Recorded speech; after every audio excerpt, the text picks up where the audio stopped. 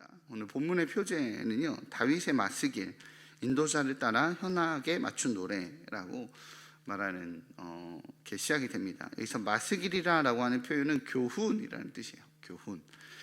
다윗이 주는 교훈의 시라고 이해하시면 될 것 같습니다.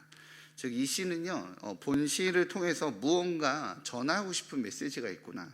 그냥 하나님을 찬양한다, 하나님께 내 삶을 토로한다, 이제 탄식시, 이런 기쁨시, 찬양시, 이런 것들을 뛰어넘어서 무언가 교훈을 전하고 싶은 그럴 때의 마스길이라고 말하는 표현을 씁니다. 본시 표제의 저자에 대한 언급이 있죠. 다윗이라고. 그러나 사실 저작 배경이나 시기에 대한 언급은 없습니다. 그래서 저작 배경에 대한 갑론을박이 좀 있습니다. 그 전통적인 주석가들은요, 시편을, 본 시편을 BC 979년경에 아들 압살롬과 다윗의 친구이자 모사였던 아히도벨의 반역 사건을 배경으로 하고 있다라고 추정합니다. 그러나 사무엘하 15장 31절에 기록된 내용을 보면 압살롬의 진영에 아히도벨이 있다는 소식을 들었었던 다윗이 오늘 시편의 내용처럼 근심하며 탄식하기보다는 아히도벨이 지혜가 탁월하니 하나님 그의 지혜를 막아달라고 기도하는 장면이 나옵니다. 또한 이제 아히도벨의 배반으로 인해서 이제 다윗이 막 압박을 받고 하는 장면들이 사무엘하에 나타나지 않아요. 다윗은 압살롬의 배반으로 인해서 이미 성을 떠났고 도망간 상태에서 압살롬 진영에 아히도벨이 있는지 뒤늦게 압니다. 즉 그의 배반, 아히도벨의 배반으로 인해서 본인이 감성적으로나 감정적으로나 짓눌리거나 쫓기거나 압박을 받는 장면이 사실 성경에 나타나지 않습니다. 그렇게 공포를 느끼는 상황이 없었어요. 그렇기에 학자들에 따라서는 본 시편을 이게 다윗의 그 아히도벨의 이야기가 아니라 포로기 직후에 기록된 것으로, 포로로 잡혀가기 전 예루살렘이 포위되었을 때 탄식했었던 개인의 탄식시라고 주장하기도 합니다. 그러한 이유로 사실 주석가들에 따라서는 시편 55편의 저자를 예레미야라고 주장하는 이도 있습니다. 이러한 역사적 불분명성 때문에 학자들은 완성된 본 시편이 주는, 누가 썼냐, 언제 썼냐, 어느 배경에 썼냐라는 것보다도 완성된 시편이 주는 그 스스로의 메시지에 집중하는 것이 중요하다. 저작 배경은 워낙 갑론을박이 많다라고 말하곤 합니다. 그런데 저는 개인적으로 다윗의 시편이 맞는 것 같습니다. 저는 그렇게 좀 지지합니다. 다만 그 배경이 성경에 기록된, 우리 전통적인 학자들이 이야기하는 아히도벨의 꼭 이야기라고 보지 않을 수는 있겠다. 성경의 역사서에 기록되어 있는 꼭 그 배경이 아닐 수 있겠다라고 생각을 합니다. 왕으로서 이스라엘을 통치하던 다윗은 정치적으로 수많은 공격을 감내하며 왕의 자리를 지켰겠죠. 선대 왕이었었던 사울을 죽인 자라는 오명을 받았을 수도 있고요, 그죠? 왕의 자리를 차지하기 위해서 친후였던 요나단을 죽였던 거다라고 말하는 수군거림 가운데, 아니면 그런 공격 가운데, 그런 오해 가운데 있었을 수도 있겠다. 그 성경에 나타나지는 않지만, 역사서에 기록되어 있지는 않지만 왕으로서 받았던 수많은 공격에 이런 일들이야 충분하지 않았을까. 그와 함께 전쟁을 누볐던 장군이자 친후였던 우리 충성된 군인들 많이 나오잖아요. 근데 사실 다윗을, 그 충성된 군인들이 성경 안에서 보면 다윗을 굉장히 힘들게 하는 세력화가 되기도 했습니다. 그래서 많은 위협이 되기도 했거든요. 이러한 다윗의 인생의 수많은 배신과 정치적 모략의 현장 속에서 하나님을 간절히 찾는 다윗의 기도와 간구로 저는 보여집니다. 그러한 이유는 조금 더 본문을 설명하면서 알려드리도록 하겠습니다. 그러한 배경으로 저는 이해하고 있고 그렇게 오늘 말씀을 전합니다라고 안내해드립니다. 오늘 본문은요, 크게 세 단락으로 나눠질 수 있습니다. 먼저는 1절에서 8절까지는요 시편 저자의 호소와 탄식입니다. 시편의 저자는 그 고통 중에, 그가 고통 가운데 있다라고 하며 하나님께 도움을 구합니다. 시편의 기자가 고통 중에 하나님께 구한다는 것은요, 내가 고통 가운데 있는데 이 고통에서 건지시리가 그런 유일한 분이 하나님이십니다라고 유일한 피난처이자 구원자가 하나님이십니다라고 고백하는 것과 사실은 같은 의미입니다. 1절과 2절입니다. 같이 읽겠습니다. 시작. 하나님이여 내 기도에 귀를 기울이시고 내가 간구할 때에 숨지 마소서. 내게 굽히사 응답하소서. 내가 근심으로 편하지 못하여 단식하오니. 네, 시편의 기자는 하나님께 자신의 기도에 귀를 기울여 달라라고 요청합니다. 왜 그렇게 요청하냐면 하나님이 숨어 있다라고 느끼기 때문이라고 오늘 성경을 시작합니다. 하나님이 반응이 없으신 거죠. 그래서 시편의 저자는 하나님께 탄식하며 자신을 향해 고개를 숙이고, 하늘에 계신 분이시니까 고개를 숙이고 귀를 기울이고 반응해 달라라고 요청합니다. 우리는 사실 기도할 때 허공을 향해서 우리 하나님이 듣지 않으시고 허공을 향해서 내가 외치는, 벽에다 대고 외치는 것 같은 기분이 들 때가 있어요. 기도하실 때 그렇게 답답하실 때가 있죠. 응답이 없으신 하나님, 뚜렷하게 어떤 메시지처럼 귀에 들리진 않아도 나에게 뜨겁게 영적인 충만함으로 반응하실 때는 참 감사한데 그러지 않을 때 참 힘듭니다. 하나님의 백성의 외침을 외면하시는 그런 하나님의 모습들을 보게 되죠. 그러한 무응답을 오늘 시편의 기자는 동일하게 경험했습니다. 이런 무응답을 경험했다는 건 사실은 역설적으로 하나님의 응답을 경험한, 하나님의 반응을 경험한 기억이 있다는 뜻이기도 합니다. 기도를 하지만 주님의 만지심과 감동은 없고 허공을 외치는 바로 그러한 기분. 그럼에도 불구하고 시편의 기자는 하나님께 더욱더 응답해 달라고 요청합니다. 그렇게 요청하지만 변함없는 상황 속에서 시편의 기자의 간구의 소리의 내용이 좀 바뀌어요. 6절에서 8절입니다. 다 함께 다시 또 같이 읽겠습니다. 6절에서 8절 시작. 나는 말하기를 만일 내게 비둘기같이 날개가 있다면 날아가서 편히 쉬리라. 내가 멀리 날아가서 광야에 머무리로다. 내가 나의 피난처로 속히 가서 폭풍과 광풍을 피하리라 하였도다. 아멘. 사망의 위험이 있고 두려움과 떨림으로 공포가 덮였을 때 거기에 응답이 없으신 하나님의 부재를 경험한 시편의 저자는요, 홀로 상상의 나래를 펼치죠. 어떻게 펼칩니까? 내가 비둘기 날개가 있다면 광야에 가서 머물겠다라고 고백합니다. 그렇게 상상의 나래를 펼쳐요. 본 시편의 9절의 내용을 봤을 때 시편의 기자는 성 안에서, 성 내에서 강포와 분쟁을 잘 알만한 사람입니다. 성 내에 강포와 분쟁이 있다라고 9절에서 표현하니까요. 즉 성 안에서의 정치적 모략과 분쟁을 잘 아는 사람입니다. 고위 관리였거나 왕이었겠죠. 그는 그러한 성 내의 분쟁으로 인해 목숨의 위협을 받고 있다라고, 죽음의 공포가 있었던 존재입니다. 그러기에 저는 다윗 왕이라고 생각합니다. 그런 그가 자신의 피난처로 어디를 찾냐면 광야를 찾습니다. 하나님께 부르지만 응답이 없으신 하나님 앞에서 이제는 피난처로 광야를 찾습니다. 누가 봐도 광야는 안전한 곳은 아닙니다. 그죠? 엄청난 일교차가 있고요. 맹수들이 존재하며 도적의 위협과 예측할 수 없는 변수가 존재하는 것이 광야입니다.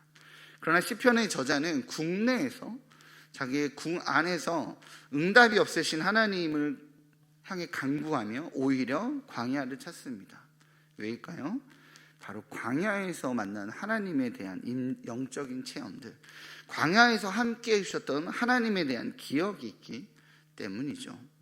그에겐 포근한 침대와 따뜻한 난로, 정갈하게 정리된 음식이 가득한 성내가, 성 안이 쉼의 장소가 아니라 추운 밤과 뜨거운 낮, 먼지 가득한 과일과 덜 익은 고기가 있는 광야가 쉼의 장소입니다. 왜냐고요? 그곳에 하나님이 계시기 때문에 그렇습니다. 모든 것을 갖고 있고 모든 것을 누리고 있지만 하나님이 없는 곳이 아니라, 아무것도 없지만 하나님이 있는 곳이, 하나님이 계신 곳이 쉼의 장소라고 하나님을 간절히 찾는 바로 시편 저자의 모습이, 그렇게 탄식하고 하나님을 간구하는 모습이 첫 번째 단락인 1절에서 8절까지의 내용입니다. 오늘 시편 기자가 자신의 삶의 장소인 성내가 고통의 장소라고 고백하는 이유는 바로 배신한 친구 때문입니다. 시편 55편 1절에서 8절이 하나님을 찾고 하나님을 향해서 호소하는 내용이라면 9절에서 15절까지는 자신을, 나를 고통스럽게 만든 이유인 친구의 배신에 대해서 이제 내용을 하나님께 고발하면서 저주하는 내용이죠. 주님, 제가 너무 힘듭니다. 왜냐하면 쟤 때문에요. 이런 논리적인 전개인 거예요. 그러면 내용을 한번 또 살펴보도록 하겠습니다. 12절에서 13절입니다. 같이 읽어보겠습니다. 시작. 나를 책망하는 자는 원수가 아니라 원수일진데 내가 참았으리라. 나를 대하여 자기를 높이는 자는 나를 미워하는 자가 아니라 미워하는 자일진데 내가 그를 피하여 숨었으리라. 그는 곧 너로다. 나의 동료, 나의 친구여, 나의 가까운 친으로다.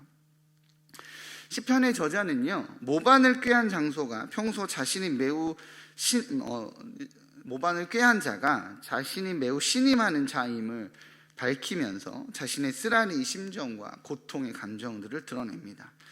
오늘 한글 성경에서는 부정문과 가정문이 반복되어서 사용되어지는 것으로 번역되었죠. 원수가 아닌데 원수일진데 부정문과 가정문이 반복되어서 사용되었습니다. 그러나 사실 원문에서는요, 가정문이 사용되지 않았습니다. 원문에서는 직역을 하자면 나를 책망하는 자가 원수가 아니었다. 내가 참았다. 나를 대하여 높이는 자가 나를 미워하는 자가 아니었다. 내가 숨었다. 라고 원문에서는 그냥 그렇게만 기록되어 있습니다. 이를 한국어 성경으로 번역해서 뉘앙스를 살리다 보니 이런 좀 이상한 느낌의 문장이 되었지만 뉘앙스를 살려서 시니까요, 읽어보면 오늘 한국어 성경이 맞게 해석한 걸로 이해될 수 있습니다. 무슨 뜻이냐면 나를 책망하는 자는 내 원수가 아니었다. 그리고 쉼표가 있고 가로치고 만약 그랬다면이 이제 이렇게 있는 거죠. 생략된 겁니다. 내가 참았을 거다. 나를 대하여 높이는 자가 나를 미워하는 자가 아니었다. 이제 만약 그랬다면 라고 가로가 있는 거죠. 내가 피하여 숨었을 것이다. 그렇게 시편은 표현하고 있습니다. 그가 내 동료이고 친구이고 친우였다라는 것을 시적인 표현으로 드러내고 있는 거죠. 이 가로친, 원문에선 가로친 것을 한국어 성경에서는 표현해서 넣은 겁니다. 해석이 안 될까 봐. 저는 오늘 본문에서 시편의 저자의 이 14절의 표현이 가슴이 찡합니다. 그가 내 친우였고 그가 내 원수였다면 차라리 내가 도망가고 피했을 텐데 그가 내 친구였기 때문에, 나의 친우였기 때문에, 내 원수가 아니었기 때문에 내가 이렇게 된 거다라고 말하는 것과 함께 14절의 표현이 참 가슴이 찡합니다. 14절에 이렇게 나와 있거든요. 우리가 같이 재미있게 의논하며 무리와 함께하여 하나님 집 안에서 다녔도다. 가슴이 찡하지 않습니까? 이 얼마나 가슴 아픈 고백입니까? 하나님의 집 안에서 하나님 나라에 대해서 일을 함께하고 고민을 함께하며 함께 그 마음을 품었습니다. 그런 어린 시절과 그런 젊은 시절과 그렇게 함께 활동하고 애썼던 그 귀한 추억이 있는데, 심지어는 제 마음에 가장 와닿는 단어는 재미있게요. 재미있게. 우리 신앙생활 참 재미있게 했었던 믿음의 동료들에 대한 좋은 추억들이 있지 않나요? 다윗은, 오늘 시편의 저자는 그 기억이 있습니다. 그 어느 때보다도 즐겁고 재미있게 하나님의 꿈을 꾸었던 나의 친구이자 믿음의 동료는 이젠 나에게 칼을 겨누며 내 목숨을 위협하고 있습니다. 저는 이러한 시편 저자의 고백을 들으면서 예수님이 생각이 났습니다. 이 파트를 읽을 때 사랑하는 제자의 손에 팔리신 분, 고향 땅에서 오히려 배척받으신 분, 자신의 생명을 내어주며 살리려고 했었던 인간들의 손에 의해 죽임당했었던 예수님이 생각이 남았습니다. 시간을 뛰어넘어 존재하시는 하나님께서 오늘 시편의 저자의 기록을 보면서, 이 고백을 보면서 어쩌면 굉장히 강하게 공감하지 않으셨을까. 그래, 나도 안다 그거, 나도 안다 그 마음 이라고 말씀하지 않으실까라는 생각을 묵상하며 생각해 봤습니다. 마지막으로 세 번째 단락입니다. 세 번째 단락은 이러한 자신의 고백, 이러한 하나님을 찾는 것과 그 다음에 이러한 고통에 대한 고백 앞에서 응답하시는 하나님에 대한 신뢰의 고백이 16절에서 23절까지에 해당되는 내용입니다. 근데 16절에서 23절까지를 두 개의 내용으로 나누기도 합니다. 16절에서 19절까지는 응답하실 하나님에 대한 신뢰와 확신의 표현이고요. 20절에서 23절까지는 그 확신을 주시는 하나님이 나를 배반한 나의 친구이자 그러나 나를 배반한 그 배신자에 대해서 보응하시고 하나님께서 징계하실 거라고, 하나님이 일하실 거라고, 그러한 역사하시고 반응하시는 하나님에 대한 신뢰의 표현입니다. 시편 저자의 이러한 확신은 하나님께서 지금은 대답이 없으시고 내가 지금 주님을 찾지만 말씀이 없으신 이 주님이 그럼에도 불구하고 주님이 내게 응답하실 거라는 이 확신은 사실은 과거의 경험을 기반으로 합니다. 18절입니다. 나를 대적하는 자 많더니 나를 치는 전쟁에서 그가 내 생명을 구원하사 평안하게 하셨도다. 아멘. 시편 저자는요, 전쟁의 상황에 굉장히 많이 노출된 경험이 있는 자입니다. 오늘 표현한 나를 치는 전쟁이라는 이 카라브라고 하는 명사는 접전하다라는 뜻입니다. 즉 가까운 거리에서 칼을 들고 치열하게 싸우는 백병전을 의미합니다. 이런 위험천만한 전투에서 무수한 원수들의 포위를 둘러싸여서 절대절명의 위기에 놓여본 경험이 많은 사람입니다. 그래서 저는 다윗으로 보고 있습니다. 사실 이러한 전투를 다윗은 무수히 치러왔죠. 그의 생애 수많은 전쟁 속에서 하나님께서는 승리를 주셨고 그의 생명을 구속하여 평안을 허락해 주셨습니다. 지금 침묵하시는, 나의 이런 압박받는 상황 속에서 대답 없으시며 침묵하신 하나님일 수 있지만 평생을 따르며 신뢰하며 살아온 하나님은 언제나 승리를 주셨고 평안을 주셨다라고 주님을 신뢰하며 고백합니다. 그러한 하나님의 일하심을 누구보다도 더 잘 알기에 그는 자신의 영혼에게 명령합니다. 지금 내게 응답이 없다라고, 과거의 하나님의 은혜까지 잃어버리며 지금 하나님을 신뢰하는 내 마음을 잃어버리지 않도록 자신의 영혼에게 명령합니다. 그 명령이 22절입니다. 같이 읽어보도록 하겠습니다. 시작. 내 짐을 여호와께 맡기라. 그가 너를 붙드시고 의인의 요동함을 영원히 허락하지 아니하시리로다. 아멘. 22절에서 내 짐을 여호와께 맡기라 라고 하는 말은 언뜻 들으면 시편의 노래를 다 쓴 이 저자가 독자들에게 하는 이야기인 것 같습니다. 이 시편을 읽는 이들이여 내 짐을 여호와께 맡기십시오 라고 말하는 것 같습니다. 그러나 사실 이 표현은 노래를 듣는 대상인 독자들에게 하는 말이 아니라 다윗 자신을 가리켜서 하는 말입니다. 다윗은 2인칭 단수 대명사를 사용해서 자기 스스로를 객관화시키는 겁니다. 우리 그럴 때 있잖아요. 거울 보고 성이야 두려워하지 마라 이렇게 그죠? 다윗은 그 얘기를 하는 거예요. 다윗, 내 짐을 여호와께 하나님께 맡기자. 내가 두려워하지 말고 주님께 맡기자 라고 선포하는 겁니다. 자기 스스로에게 자기가 명령하고 있는 거죠.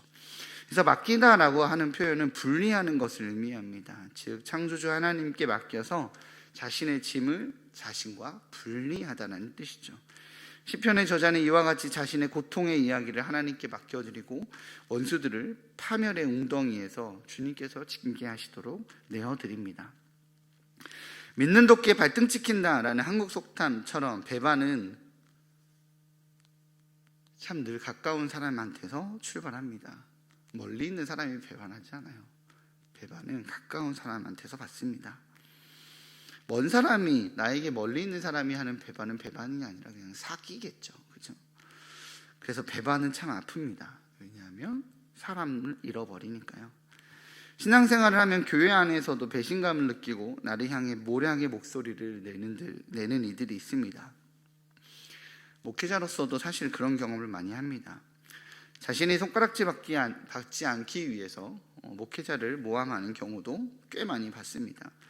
어떤 분들은 정말 말이 안 되는 소문을 내는 경우들도 꽤 봤습니다. 그건 비단 목회자뿐만은 아닐 겁니다.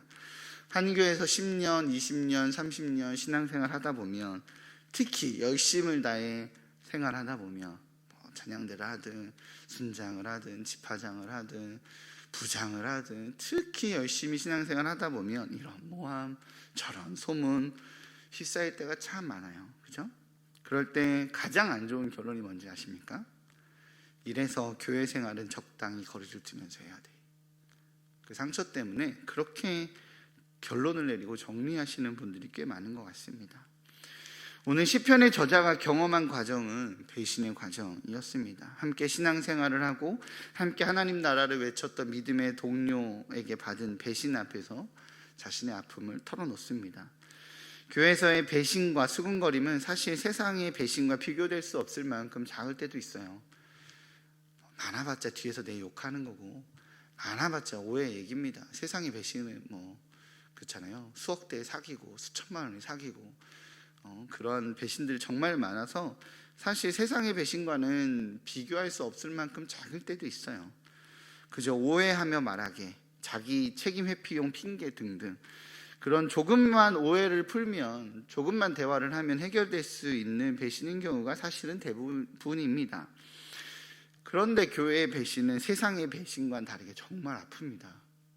왜냐하면 아마도 오늘 시편의 저자의 고백처럼 믿는 동료이기에, 함께 하나님 나라를 꿈꾸며 거룩한 추억을 가졌기에, 세상이야 그럴 수 있지, 세상은 그래, 그러나 교회는 그래서는 안 되지라는 믿음이 있기에 세상의 배신과는 다르게 작을 수 있지만 상처의 흔적은 정말 깊게 남습니다. 그래서 정말 힘들 수 있어요. 그러나 그러한 아픔 속에서 시편의 저자가 내리는 결론은 뭐죠? 이래서 신앙생활은 적당히 해야 돼가 아니라 그러하기에 여호와 하나님을 의지해야 하는 거구나 입니다. 하나님과 거리를 두는 것이 아니라 하나님께 나의 짐을 맡기고 요동함 없는 의인으로 거듭나야 한다라고 그렇게 교훈하고 있는 겁니다. 그렇게 마스길 하고 있는 것입니다. 세상이, 아니 심지어 믿을 만한 교회 안에서 경험해서는 안 될 아픔을 경험한다 할지라도 오늘 시편의 저자는 뭐라고 얘기하죠? 나는 주를 의지하리이다 라고 고백하는 것이 그리스도인의 삶이라고, 하나님의 백성의 삶이라고 오늘 시편 저자는 다시 한번 마스길 교훈하고 있습니다. 상처와 아픔을 하나님과 공동체에 등 돌리는 계기로 만드는 것이 아니라 오히려 더 하나님을 신뢰하고 붙드는 은혜의 계기, 하나님 여전히 일하시고 하나님 여전히 구원하시고 하나님 여전히 역사하신다라고 오히려 더 하나님을 붙드는 은혜의 계기로 만드는 그러한 지혜자 되시는 일산 충신의 가족들 되시기를 주님의 이름으로 축복합니다.